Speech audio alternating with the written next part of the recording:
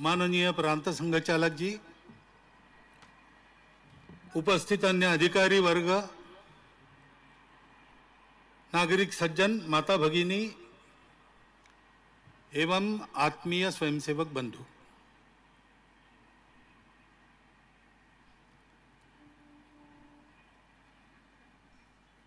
आज इस कार्यक्रम को हम देखते हैं तो संघ से जो परिचित नहीं है उनके मन में प्रश्न आता है। वैसे आज का दिन कोई पर्व त्योहार नहीं है। संघ के भी जो उत्सव होते हैं वैसा उत्सव नहीं है। ऐसा भी दिन नहीं है कि इतनी कड़ी धूप में हम घंटा भर यहां बैठे रहे। फिर भी पूरे मध्यबंग प्रांत से, सभी विभागों से, सभी जिलों से, सभी खंडों से संघ के स्वयंसेवक अपने खर्चे से, अपना गणवेश अपने खर्चे से करते हुए यहां पर उपस्थित है। कई प्रकार की बाधाएं आई होंगी। उन बाधाओं को दूर करते हुए सब लोग उपस्थित हैं। यह आग्रह क्यों है? संघ क्या करना चाहता है?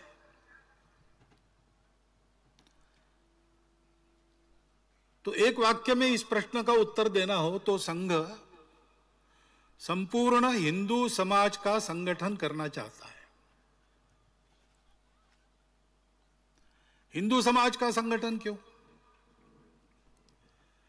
क्योंकि इस देश का उत्तरदायी समाज हिंदू समाज है। अमृत वचन पहले पढ़ा गया, वो आपने सुना। भारतवर्ष एक भूगोल नहीं है केवल। भूगोल तो छोटा बड़ा होते रहता है, परंतु भारत तब कहा जाता है जब उसका एक स्वभाव होता है। भारत का एक स्वभाव है। उस स्वभाव के साथ हम नहीं रह सकते, ऐसा जिनको लगा उन्होंने अपना अलग देश बना लिया।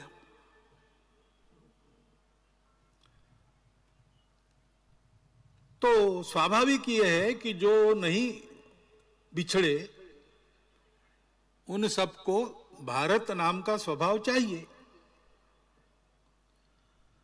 और वो भारत नाम का स्वभाव आज का नहीं है। 15 अगस्त 1947 के बाद ऐसा नहीं है। वो उससे भी प्राचीन है।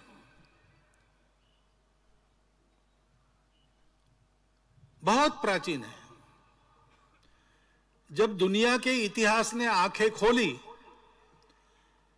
तो उसने इस भूभाग पर, जिसको भूगोल में इंडो ईरानियन प्लेट कहते हैं, इस भूभाग पर रहने वाले सबका यही स्वभाव पाया। वो स्वभाव क्या है? विश्व की विविधता को स्वीकार करके हिंदू चलता है। सभी की अपनी अपनी विशिष्टताएं होती है। हिंदू जानता है कि ये विशिष्टताएं जिस एक सत्य का आविष्कार है वो सत्य एक ही है। सृष्टि के चराचर जगत में, जड़ चेतन सब में वही एक है जो नहीं बदलता, जो पहले भी था, आज भी है, कल भी रहेगा। वो शाश्वत है। बाकी सब बदलते रहता है। वो बदल भी उसी एक की अभिव्यक्ति होती है। और इसलिए हम आजकल कहते विविधता में एकता। लेकिन हिंदू इसको जानता है। इसलिए जानता है कि वो ये समझता है कि ये एकता की ही विविधताएं हैं, विशिष्टताएं हैं। एकता का श्रृंगार है। और इसलिए अपनी अपनी विशिष्टता पर श्रद्धा पूर्वक चलो, सबकी विशिष्टताओं का सम्मान करो मनुष्य को व्यक्ति के नाते जीना है, लेकिन केवल व्यक्ति के नाते नहीं जीना है। व्यक्ति परिवार के लिए है, परिवार समाज के लिए है, समाज मानवता के लिए है। सारा जीवन सृष्टि जीवन में आता है, और इसलिए पर्यावरण की मित्रता भी उस स्वभाव में पहले से है। व्यक्ति बड़ा कि समाज बड़ा, ये विवाद यहां पर है नहीं। सबकी अपनी अपनी सत्ता है, अपनी सत्ता दूसरों की सत्ता को बड़ी करने के काम में आए। हम बड़े हों तो दूसरों को बड़ा करे, वही वास्तविक बड़प्पन है। हमारे यहां राजा महाराजाओं की कथा नहीं चलती, बहुत हो गए, कोई याद नहीं रखता। लेकिन उस राजा को याद रखते हैं जिसने अपने पिताजी के वचन के पालन के लिए 14 वर्ष वन में रहना स्वीकार किया। उसके भाई राजा की कथा चलती है जिसने 14 वर्ष तक अपने बड़े भाई की पादुका लेकर उनके नाम पर राज्य किया। 14 वर्ष के पश्चात अखंड सत्ता में रहने के बाद भी, भाई वापस आने के बाद उसका राज्य सही सलामत उसको सुपुर्द कर दिया। हमारे यहां धनवान भी बहुत है और हो चुके हैं, लेकिन धनवानों की कथा हमारे यहां नहीं चलती। हमारे यहां उस धनवान की कथा चलती है जिसने अपनी गाढ़ी संपत्ति को राणा प्रताप को स्वतंत्रता के संघर्ष के लिए अर्पित कर दिया। कौन कितना कमाता है हमारे यहां उसका महत्व नहीं है। पूरे भारतवर्ष में एक ऐसे व्यक्ति का नाम चलता है जिसने एक पैसा नहीं कमाया, जो कहीं पर चुनकर नहीं आए, जिनकी माताजी की चिंता करने के लिए खेतड़ी के राजा मनी ऑर्डर भेजते थे, ये चिंता नहीं कर सकते थे, ऐसे अकिंचन थे। लेकिन उस स्वामी विवेकानंद का नाम सारे भारतवर्ष में चलता है। ये स्वभाव है तब भारत है, ये स्वभाव नहीं है तो भारत नहीं है। और ये स्वभाव परंपरा से जिनके पास आया, इस स्वभाव में प्रथम दीक्षित जो हुए और उस प्राचीन समय से आज तक जो उस स्वभाव का निर्वाह कर रहे हैं, ऐसे समूह को आज भारतवर्ष में हिंदू समाज कहा जाता है। वो हिंदू समाज और भारतवर्ष एक रूप है, क्योंकि वह हिंदू समाज सारे देश की विविधताओं को एक सूत्र में चलाने वाली भारतीय संस्कृति के आचरण का प्रयास करता है। आज की अवनत अवस्था में भी उसकी मान्यता ध्रुव है। मातृवत परदारेषु परद्रव्येषु लोष्ठवत आत्मवत सर्वभूतेषु यह पश्यति स पंडिता। पढ़ा लिखा विद्वान समझदार आदमी उसको कहते हैं जो महिलाओं में माता को देखता है, दूसरों के धन का अपहार नहीं करता, उसकी इच्छा नहीं करता, बिना कमाई खाता नहीं है, और जिन बातों के कारण हमको दुख होता है वो बातें दूसरों के प्रति हम नहीं करेंगे।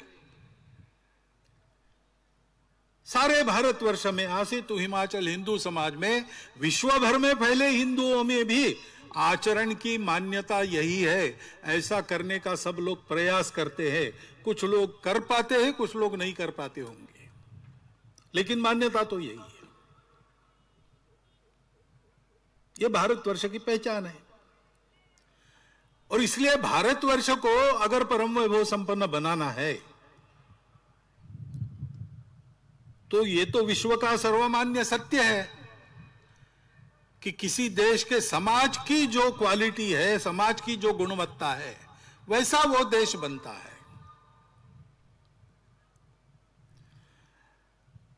शासक होते हैं, प्रशासक होते हैं, महापुरुष होते हैं, नेता होते हैं, ये सब होते हैं। वो अपना अपना काम करे भी तो सहायक हो सकते हैं। देश का भाग्य परिवर्तन करने के लिए तो समाज को तैयार होना पड़ता है।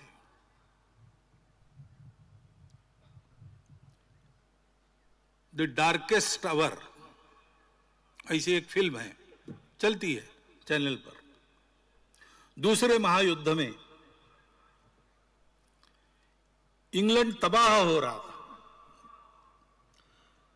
पास में लड़ने का बल नहीं था, एयरफोर्स नहीं था उस समय उसके पास, नेवी सारी खत्म हो गई, और डंकर्क में उनकी इन्फेंट्री के, आर्मी के 40,000 जवान घेरे में आ गए। उनको छुड़ाने के लिए पास जहाज नहीं है। मछुआरों की नौकाओं को एक एक भेजकर उनको लाना पड़ रहा है। वहां वो बचेंगे नहीं तो सीधा जर्मनी आक्रमण करेगा इंग्लैंड की भूमि पर। ऊपर से बमबारी हो रही है। ऐसी अवस्था में वहां के मंत्रिमंडल के लोगों ने विचार किया कि संधि की वार्ता करेंगे मुसोलिनी के द्वारा हिटलर से, और मध्यस्थ बनने के लिए मुसोलिनी तैयार है, करना चाहिए। प्रधानमंत्री चर्चिल थे, उनको यह बात बिल्कुल पसंद तो नहीं थी, लेकिन चारों ओर से घिर गए, वो भी इस मनस्थिति में आ गए। लेकिन ऐसे समय उस फिल्म में ऐसा बताया है कि इंग्लैंड के राजा, क्योंकि मंत्रिमंडल ने उनको कहा कि आपको सुरक्षित रखना है इसलिए आप कनाडा जाइए, इंग्लैंड सुरक्षित नहीं है, तो वो चर्चिल के घर आए और पूछा कि ये बात क्यों चल रही। तो चर्चिल ने कहा कि ऐसी स्थिति है और जल्दी इसको सुधारेंगे क्योंकि शरण जाना पड़ेगा। तो राजा ने पूछा कि ये तुम्हारा मत है क्या? चर्चिल ने कहा मेरा तो मत नहीं है, लेकिन दूसरा इलाज नहीं है, सारा मंत्रिमंडल इसी मत का है, मैं अगर इसके बीच में आ गया तो मुझे बाजू करके वो निर्णय करेंगे।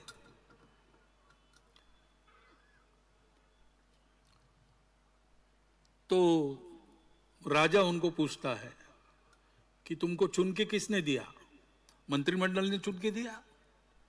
नहीं, जनता ने चुन के दिया। तो जनता क्या सोचती है जरा देखा। तो चर्चिल मेट्रो में जाता है, लोग आश्चर्यचकित होते हैं प्रधानमंत्री मेट्रो में देखकर। वो पूछता है लोगों को, वो लोग कहते बिल्कुल नहीं, हम लड़ेंगे, हम शरण नहीं होंगे, हमको नहीं झुकना है, हम आने नहीं देंगे उनको अंदर। उनका सामर्थ्य नहीं है लेकिन उनका हृदय ये है। वो बोलने के बाद फिर चर्चिल ने निश्चय किया कि नहीं झुकना, और एक सुप्रसिद्ध भाषण उसका संसद में जो था, हम आकाश में लड़ेंगे, भूमि पर लड़ेंगे, समुद्र में लड़ेंगे, वो किया। इंग्लैंड लड़ा किसके बल पर? सेना का बल तो था नहीं, नेता लोग मन हार चुके थे, लेकिन समाज सोचता था कि ऐसा नहीं होना चाहिए, हम नहीं झुकेंगे। उस बल पर इंग्लैंड कायम रहा लड़ाई में और अंततोगत्वा जीत गया। यह समाज की शक्ति का सामर्थ्य होता है। संघ के निर्माता डॉक्टर हेडगेवार, वो सब प्रकार के काम उन्होंने करके देख लिए थे, सब में कार्यकर्ता बने थे, प्रामाणिकता से, निस्वार्थ बुद्धि से उन्होंने सारे काम किए। उन कामों को चलाने वाले जो लोग थे उनके साथ उनकी चर्चाएं हुई। उनकी चर्चा सुभाष बाबू के साथ हुई, उनकी चर्चा गांधी जी के साथ हुई, लोकमान्य तिलक जी के साथ हुई, सावरकर जी, डॉक्टर अंबेडकर साहब, मदन मोहन मालवीय, सबसे उनके संपर्क आए थे। भगत सिंह, राजगुरु, इनके साथ भी आए थे। इनके साथ चर्चा और प्रत्यक्ष कार्य के अनुभव से उनके ध्यान में आया कि सब लोग ऐसा सोचते हैं कि जो विषय हमने हाथ में लिया है, किसी ने देश की स्वतंत्रता हाथ में ली है, किसी ने अस्पृश्यता को निकालने का बात हाथ में लिया है, किसी ने समाज के और सुधारों को सोचा, ये सब तो हम पूरे कर लेंगे, परंतु बार बार ये समस्याएं नहीं आएंगी इसकी गारंटी क्या है? क्योंकि इतिहास को देखते हैं तो सिकंदर के समय से जो आक्रमण शुरू हुए, वो ब्रिटिश राज तक आक्रमण ही होते रहे सदा। मुट्ठी भर बर्बर लोग बाहर से आते हैं, हमसे गुणों में श्रेष्ठ नहीं है, संपत्ति नहीं है उनके पास, हमारा शौर्य पराक्रम उनसे कई गुना ज्यादा है, लेकिन देखते देखते वो हमको गुलाम बनाते हैं। बार बार ऐसा होता है, एक बार होने से हम सीखते कुछ नहीं, आपस में गद्दारी का काम वही वैसा ही चलता है। और इसलिए इस समाज की स्थिति को सुधारना आवश्यक है।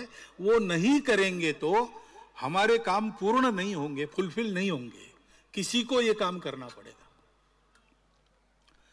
तो डॉक्टर हेडगेवार ने सोचा कि बड़े बड़े जो विषय है उसमें सब बड़े बड़े लोग लगे हैं, उसमें और किसी व्यक्ति की आवश्यकता नहीं है, समाज उनको समर्थन दे रहा है। तो ये जो सबके कामों को पूर्ण करने वाला काम है,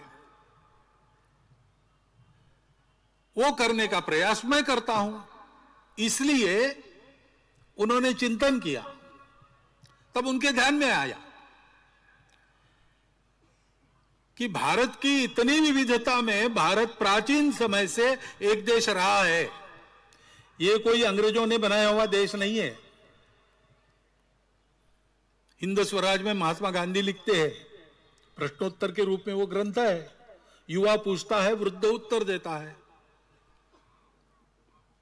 तो युवा पूछता है कि भारत को एक कैसा करेंगे, तो वृद्ध उत्तर देता है कि भारत एक नहीं है, ये भी तुमको अंग्रेजों ने पढ़ाया है। अंग्रेजों के आने के बहुत पहले से भारत एक देश है, क्योंकि भाषा, प्रांत, जाति आदि आदि विविधताएं हमारे यहां बहुत पुरातन समय से है, परंतु ये सब होने के बाद भी संस्कृति सबकी एक चिरंतन, खून रगों में हिंदू है। हमको हिंदू उस संस्कृति के कारण कहा जाता है, वो हमारी पहचान है, वो किसी एक विशिष्ट पंथ संप्रदाय ऐसा नाम नहीं है, किसी विशिष्ट भाषा का नाम नहीं है। भारतवर्ष में रहने वाले सभी भारतीय संप्रदायों के लोग, भारतवर्ष में सभी भारतीय भाषाएं बोलने वाले लोग, भारतवर्ष के समाज की जितनी व्यवस्था है उसके अंदर आने वाले लोग, सब एक बात को मानते हैं, सब में एक तत्व है, उसी से विविधता बनी है। इसलिए विविधता में भी एकता देखो, एकता का साक्षात्कार जीवन का परमोच्च लक्ष्य, उपभोग नहीं, संयम चाहिए। सुख बाहर नहीं मिलता, अंदर का सुख उसको प्राप्त करो। समान मान्यता भारतवर्ष के अंदर है, उसके कारण भारतवर्ष एक है। उस बात को आज हम कहते हैं तो लोग कहते हैं आप हिंदुत्व बोल रहे हो, आप हिंदू हो। इस हिंदू समाज को संगठित करना है। आज भी हम देखते हैं समस्याएं हैं, समस्याएं रहती ही है, कितना भी अच्छा समय हो समस्या नहीं ऐसा कभी होता नहीं। मनुष्य के जीवन में नित्य बाधाओं को पार करते हुए ही जाना पड़ता है।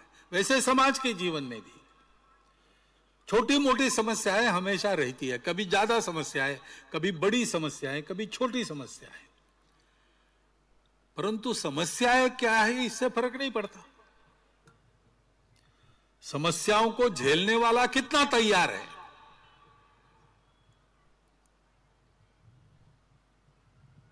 महाभारत के अनेक संस्करण है, अनेक वर्षन्स है।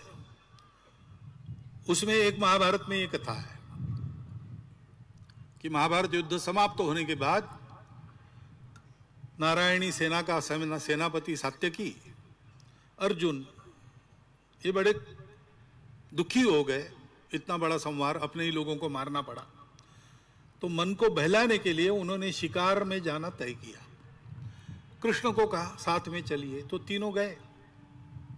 शिकार खेलते खेलते सायंकाल होगी, रात्रि आने लगी। तो भाई जंगल में से यात्रा करके वापस जाना रात को नहीं करना, कैंप करना। इसलिए एक पेड़ के नीचे कुछ भोजन बना के खा लिया और सोने की तैयारी हुई। जंगल है इसलिए पहरा देना है। तो सात्यकी पहले रक्षण करेगा, उसके बाद अर्जुन की बारी, उसके बाद श्री कृष्ण की बारी। 3-3 घंटा करेंगे। तो सात्यकी रक्षण करने लगा। तो इन दोनों जंगल में राक्षस होते थे। तो एक राक्षस आया वहां पे, मायावी था, उसका आकार अंगूठे जितना ही था। अंगूठे जितने राक्षस ने आकर सात्यकी को कहा, बहुत अच्छा हो गया, तुम तीनों एक साथ मिल गए, बहुत दिनों से मनुष्य का मांस खाया नहीं, तुम तीनों को खाके मैं अपना पेट भरूंगा। तो सात्यकी ने देखा कौन बोल रहा है, तो दिखा ही नहीं पहले। बाद में उसको ध्यान में आया कि घास के पत्तों के पीछे एक अंगूठे जितना राक्षस बोल रहा है। तो सात्यकी जोर से हंसा कि वास्तव में तुम्हारा मुंह बहुत छोटा है और तुम बहुत बड़ी बात कर रहे हो। तुम हो कितने, ज्यादा बात मत करो, निकल जाओ यहां से, नहीं तो मार खाओगे। तो राक्षस कहा, तुम मनुष्य हो इसलिए मुजोरी कर रहे हो, अभी तो कुछ हुआ ही नहीं और तुम मुझे धमकी दे रहे हो। कुछ हिम्मत है तो आ जाओ सामने, 2-2 हाथ हो जाए। तो सात्यकी ने उसको एक लात मारी। लात तो लगी, लेकिन राक्षस जोर से हंसा और थोड़ा सा बड़ा हो गया। सात्यकी एकदम बौखला गए कि ये क्या हो रहा है। उसने और मारना शुरू किया, लेकिन राक्षस मार खाए और बड़ा होते जाए। सात्यकी चिढ़ गया, बौखला गया, स्वयं पर ही क्रोध आने लगा, डर भी गया और राक्षस पर प्रहार करने लगा। लेकिन हुआ यही कि 3 घंटा राक्षस को मारते मारते राक्षस सात्यकी जितना बड़ा हो गया। तब सात्यकी को याद आया कि अपनी बारी समाप्त हो गई। तो उसने अर्जुन को जगाया, बताया भैया वहां एक ऐसा राक्षस है, तो जरा संभाल के। अर्जुन ने कहा मेरे पास दिव्यास्त्र है, मैं नहीं डरता राक्षसों, बहुत राक्षसों को मैंने मारा है। अर्जुन गया, देखा उसने राक्षस खड़ा है। उसने राक्षस को कहा कि भाग जाओ, अपने प्राण बचाने हैं तो, क्योंकि अब तुम्हारा पाला मेरे से है। मैं कौन हूं जानते हो? मैं अर्जुन हूं, कर्ण और भीष्म को परास्त किया, महाभारत युद्ध से बचकर निकला हूं। तो राक्षस ने कहा अच्छा अच्छा, तुम वही अर्जुन हो क्या? हमने तुम्हारी कहानी सुनी है, एक नपुंसक के पीछे खड़े रहकर अपने ही दादाजी के पीठ पर तुमने बाण चलाए और कर्ण रथ का पहिया उखाड़ने में लगा था, तब उसको मारा और अपने आप को दुनिया को सर्वश्रेष्ठ धनुर्धर कहते हो। तो अर्जुन चिढ़ गया और उसने अपने अस्त्र चलाना शुरू किया। लेकिन हुआ यही कि अस्त्रों के आघात होते रहे, राक्षस ताल के पेड़ के जैसा बड़ा हो गया। अर्जुन की बारी समाप्त हो गई। उसने कृष्ण को जगाकर बताया। तो कृष्ण ने कहा तुम सो जाओ, मैं देखता हूं। कृष्ण गए, उन्होंने देखा नहीं, वो अपने इधर उधर घूमने लगे। अब राक्षस राह देख रहा है कि ये देखेगा। अंत में कृष्ण कुछ देख ही नहीं रहे, तो उसने कहा तुम अंधे हो क्या? इतना बड़ा मैं यहां खड़ा हूं, दिख नहीं रहे हो? तो कृष्ण जैसे उसको पहली बार देख रहे ऐसा देखा हो, कहा बहुत अच्छा हो गया, मुझे लगा अकेले ही 3 घंटे काटने पड़ेंगे, अब तुम मिले हो तो गपशप करेंगे, फिर सुबह हम अपने घर जाएंगे, तुम अपने घर जाओ। तो राक्षस ने कहा मैं गपशप करने के लिए नहीं आया, तुमको खाने वाला हूं। अरे इतने रात को तुम मांस खाएंगे, वो भी मनुष्य का? अपचन हो जाएगा भैया, ऐसा कुछ मत करो, बहुत भूख लगी है तो घर जाओ, नींबू की शिकंजी पी लो। तो राक्षस चिढ़ गया, उसने कृष्ण को एक घुसा मारा, लेकिन कृष्ण सावधान थे, वो बच गए। राक्षस थोड़ा सा छोटा हो गया। फिर आगे यही चला, राक्षस आघात करते चला जाए और कृष्ण अपने दिमाग को शांत रख के उसके आघात से बचते रहे। कभी बीच में मौका मिला तो एक आधा तमाचा मार दिया वगैरह, ऐसा करते थे। राक्षस क्रोधित होता था, वैसे वैसे छोटा होता था और फिर से अंगूठे जितना बन गया, तब कृष्ण ने उसको उठा के अपने पल्लू में बांध लिया।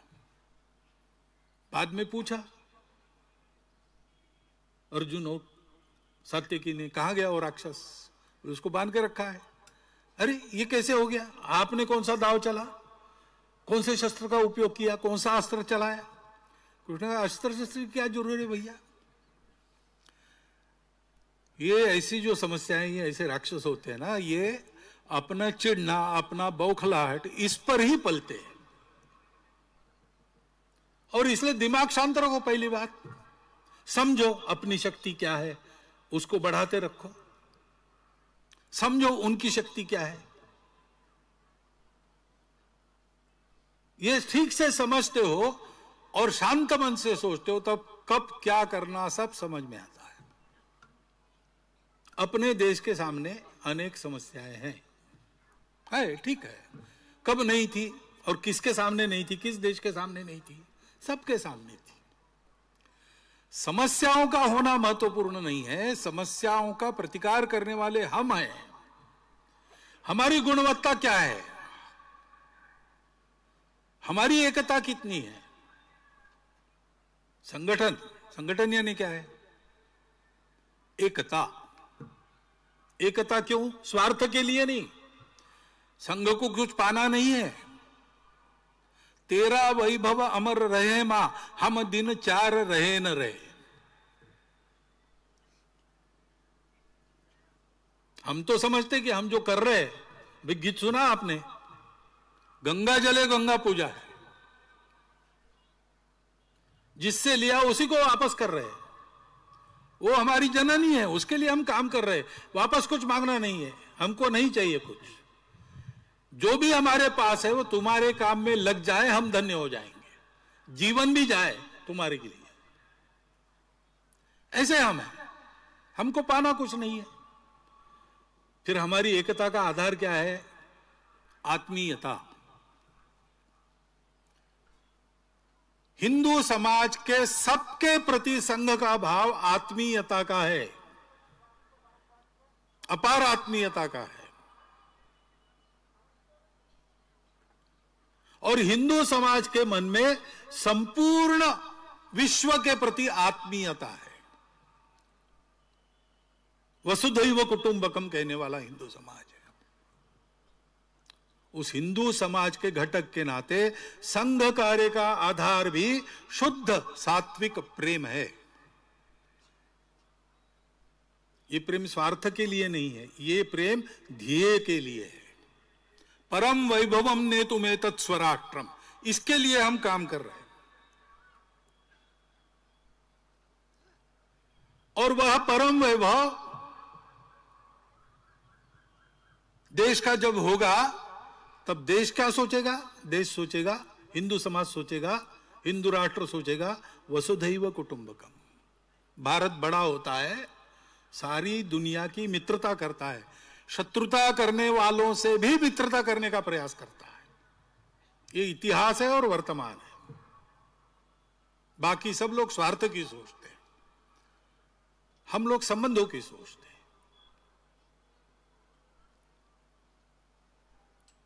और इसलिए इस प्रेम का आधार है ध्येय निष्ठा। संपूर्ण हिंदू समाज को संगठित करते हुए, हिंदू धर्म संस्कृति समाज का संरक्षण करते हुए अपने इस भारतवर्ष को परम वैभव संपन्न बनाना ये ध्येय है। बाकी हमको कुछ नहीं मिला तो भी चलेगा, मान सम्मान धन्यवाद प्रतिष्ठा स्थान राजनीतिक यशस्वी कुछ नहीं चाहिए। और इसलिए हम स्वयं होकर अपने आप को एक अनुशासन में बांध लेते हैं, जिसके कारण ये मेल मिलाप बढ़ता है, ये आत्मीयता बढ़ती है।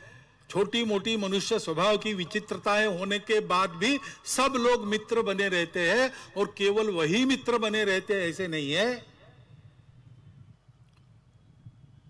अभी चलता ऐसे है कि हम अपना एक सर्कल बनाते हैं और बाकी लोगों को बाहर रखते हैं।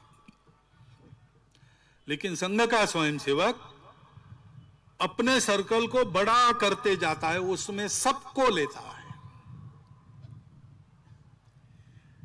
ऐसी एक कार्य पद्धति है जो संगठन की कार्य पद्धति कही जाती है।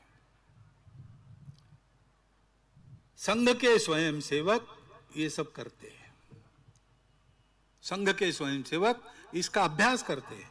ये अपने आप नहीं होता, केवल विचारों से नहीं होता। रोज शाखा की साधना संघ के स्वयंसेवक करते हैं। नित्य शाखा में आकर जो सरल छोटे छोटे शारीरिक बौद्धिक कार्यक्रम होते हैं,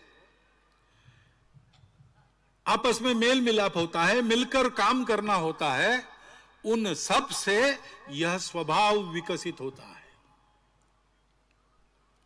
संपूर्ण हिंदू समाज में यह आत्मीयता का, समता का, समरसता का स्वभाव, देश हित में जीने मरने का स्वभाव उत्पन्न करने की जो कार्य पद्धति है, मेथोडोलॉजी है, उसका नाम है राष्ट्रीय स्वयंसेवक संघ। और यह अब थियरी नहीं रही। संघ अपने 100 वर्ष पूर्ण कर रहा है। 1925 से ये काम शुरू हुआ और जैसे जैसे स्वयंसेवक तैयार हुए, संघ की शक्ति बढ़ती गई। समाज जीवन के सब क्षेत्रों में संघ के स्वयंसेवक जाकर काम कर रहे, और जहां वो काम कर रहे, वो सारे कार्य, वो सारे संगठन, वो सारे उपक्रम, वो सारी गतिविधियां, वो उनकी अपनी है, स्वतंत्र, अलग, स्वायत्त है। संघ नहीं करता, स्वयंसेवक करता है। लेकिन जो करता है उसमें वो अग्रणी माना जाता है। 1,30,000 के ऊपर छोटे बड़े सेवा प्रकल्प सारे देश में स्वयंसेवक अपनी चमड़ी घिसकर, अपनी दमड़ी खर्चा करते हुए, सरकारी सहायता न लेते हुए, समाज को जोड़ते हुए करते हैं। समाज के बलबूते खड़े करते हैं। समाज जीवन के सब क्षेत्रों में, क्रीड़ा हो, कला हो, कुछ भी हो, सब में स्वयंसेवक काम कर रहे हैं। किस लिए कर रहे हैं? वहां यशस्वी होने के लिए नहीं कर रहे, उस कार्य के स्वभाव के परिष्कार के द्वारा भारतवर्ष की उन्नति में उनका सार्थक योगदान हो सके, ठीक ढंग से सब चले, इसके लिए कर रहे हैं। वहां के स्वभाव में, वहां के वातावरण में देश के लिए इष्ट परिवर्तन लाना, इसके लिए कर रहे हैं। स्वतंत्र, अलग, स्वायत्त है। संघ ने उनको संस्कार, विचार दिया है, प्रेरणा दी है।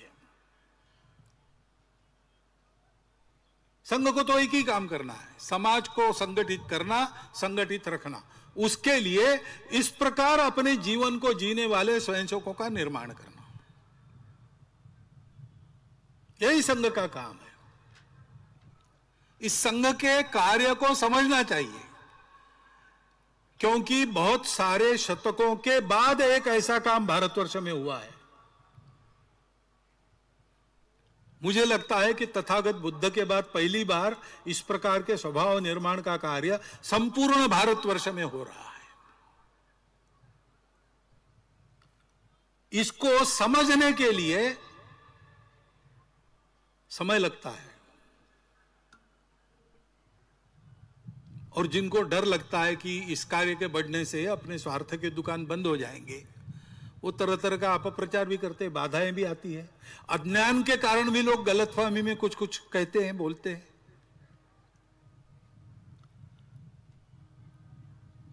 लेकिन मेरी प्रार्थना है कि इस संघ को समझने के लिए आप संघ के अंदर आइए। अंदर आने की फीस नहीं है, औपचारिक सदस्यता नहीं है, मन की मर्जी है तब आ सकते हैं, अगर मर्जी उखड़ गई तो आप बाहर जा सकते हैं। मन मर्जी से करने वाला काम है। अंदर से आइए, संघ को देखिए, और जो बातें मैंने आज कही या हम हमेशा कहते हैं, वो आपको संघ के अंदर मिली तो रहिए, संघ के स्वयंसेवक बन जाइए, प्रतिज्ञा लीजिए और काम कीजिए। नहीं है तो आपका मन करे उधर जाने के लिए, आप स्वतंत्र हैं। ये तो प्रेम के आधार पर चलने वाला काम है, इसमें कोई जबरदस्ती होती नहीं, इसमें कोई स्वार्थ की लालच दिखाई जाती नहीं। उल्टा है, यहां मिलेगा कुछ नहीं, आपके पास है वो सब देना पड़ेगा। हमारे संघ में हमेशा सूची बनती है, लिस्ट। वो मराठी में उसको कहते हैं यादी, अनेक वचन होता है याद्या, यानी सूचियां। लेकिन मराठी में या यानी आइए और द्या यानी दीजिए, ये भी होता है। तो हमारे एक संघ चालक महोदय कहते थे कि संघ में या यानी आइए, द्या और दीजिए, इतना ही काम है, लेने का काम नहीं है। ऐसा ये संघ है। इसको समझना है तो दूर से देख के नहीं होता, इसका अनुभव लेना पड़ता है। दूर से देखेंगे तो गलतफहमी होगी।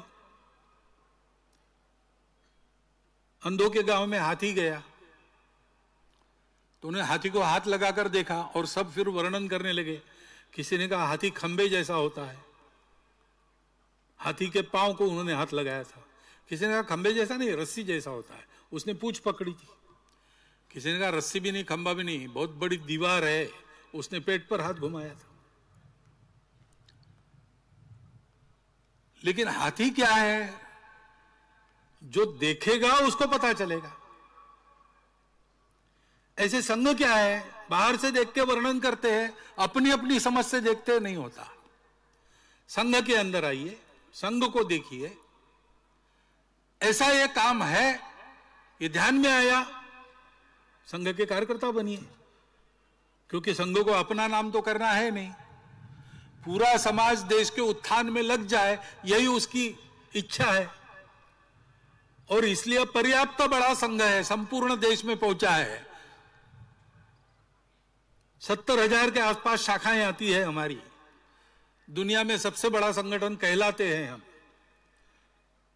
लेकिन फिर भी हम क्यों बढ़ना चाहते हैं? हमारे बढ़ने के लिए नहीं, पूरा समाज ऐसा हो जाए, संघ का नाम भी न रहे तो भी समाज में ये गुणवत्ता, ये एकता आ जाए तो देश का भला होगा और भारतवर्ष का भला होगा, तभी सारी दुनिया का भला होगा। दुनिया के पास भी दूसरा रास्ता नहीं है। और इसलिए अपने जीवन को शुद्ध बनाना, अपने देश के जीवन को उत्तम बनाना और विश्व के जीवन को शांतिमय बनाना, ऐसे तीन काम इस एक पंथ से सिद्ध होते हैं। ऐसा एक पंथ आपके सामने है, उसमें आकर उस पंथ के पथिक बनने का आह्वान मैं आपको करता हूं। और मेरी बात शांति से सुन लीजिए। इसलिए नागरिक सज्जनों का, माता भगिनियों का धन्यवाद करते हुए अपने शब्दों को विराम देता हूं।